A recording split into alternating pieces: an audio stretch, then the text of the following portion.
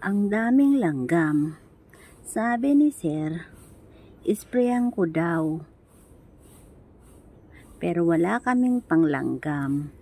Sabi ko, ito na lang. Sabi niya, pang-ipis lang yan.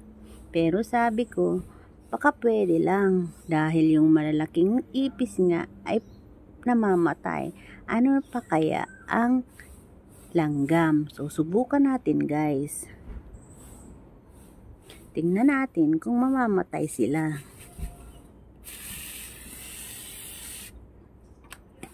So, ayan na guys. Inisprehan ko na. Parang effective naman.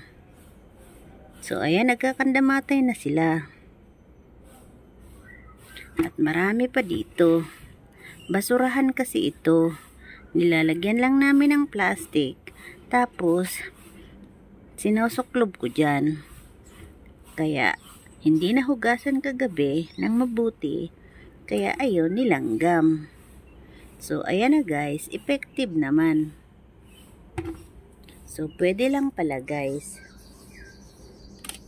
Ayan, dagdagan pa natin. So, ang pang-ipis ay pwede lang palang panglanggam. So, yun lang guys.